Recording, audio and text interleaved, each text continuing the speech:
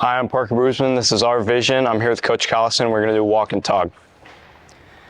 So, what are you guys doing to prepare for the season? Well, right now it's a lot of the logistical stuff. It's practice planning, some game planning, getting guys checked out so they can perform. Doing a lot of things with our youth program. Just really getting excited for November 13th because then we're hitting the ground running, we're rolling. Yeah, and what are the team's expectations for this year? I think we can be pretty competitive this year. We return a lot of guys who played last year. Last year we played a lot of young guys and, got baptized by fire a little bit. But we returned most of those guys back, and we're excited to make some noise in the conference and hopefully compete in the postseason. All right, what do you do to approach your team when they're struggling?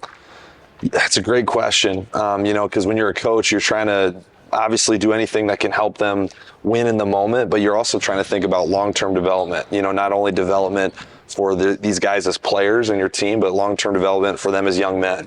So I think the more you can put them in situations where they've got to be resilient, they've got to be tough, they've got to make adjustments and learn from failure.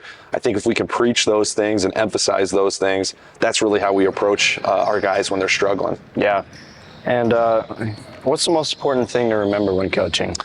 The most important thing to remember when coaching is that basketball is and always will be and always has been about relationships. The scoreboard is important, at times. You want to win more than you lose, of course, and I don't like losing, but one thing that I've told myself, and it's really helped me continue to be able to coach, is that the relationships is what matters most. Getting to see some of our guys, like this last year, I got to see some of our guys that we coach get married, and some of them are having kids, and it's about those relationships you build with them over time, over 4 years, and sometimes even more than that if they've gone through the youth program. So I got to say relationships. All right, thanks, Coach. That's all I got. You bet. Go Cadets.